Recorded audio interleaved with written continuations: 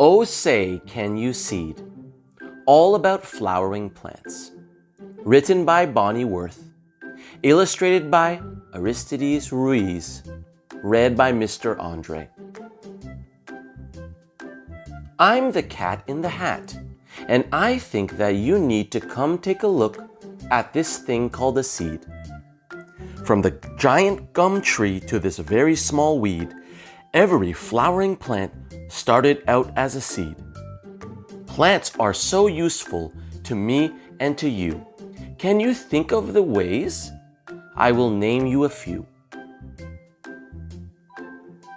The paper for books and the cloth for your pants came from trees and from cotton. That's two kinds of plants. The grains and the fruits and the veggies you eat, why, they come from plants too. And here's something neat. In deserts and woods and rainforests thick grow plants that can make you feel well when you're sick. Yes, plants serve us well and fill so many needs, and flowering plants all started as seeds.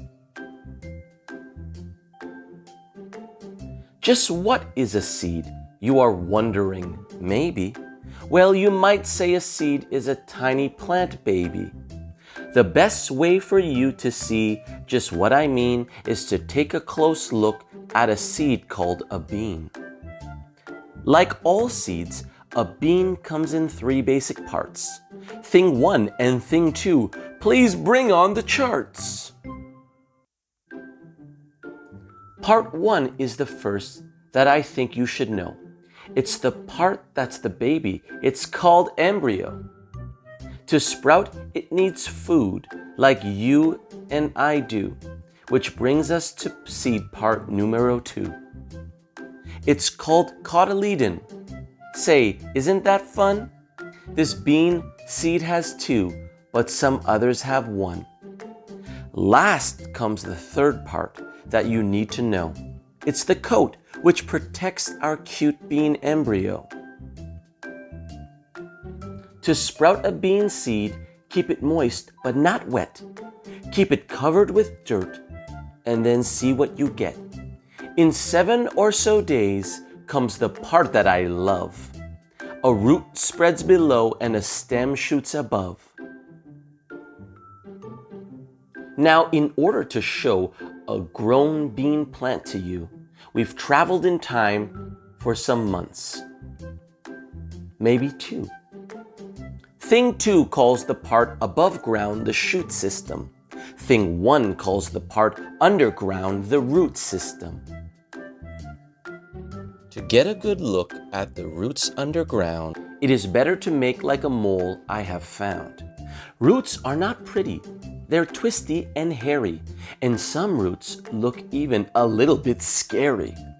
Roots anchor a plant and help it stand true. Roots suck up the water and minerals too. And roots keep the soil from just washing away. That's pretty important now, wouldn't you say? We've talked about roots. We have learned about them. Now it is time we moved on to the stem. The stem is a pipe through which water shoots. It's absorbed from the soil and passed up through the roots. It shoots through the plant, and next, as you'll see, the leaves each turn into a food factory. Just like the rhinos protected with horns, the stem of a rose is protected with thorns.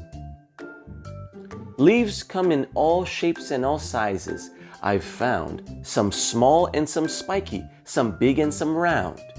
But the thing that all leaves have in common is this: they make their own food by photosynthesis. I'll say this quite loudly. I don't mean to be rude, but plants are the only living things on earth that make their own food. To do this, plants need water, minerals, and sun.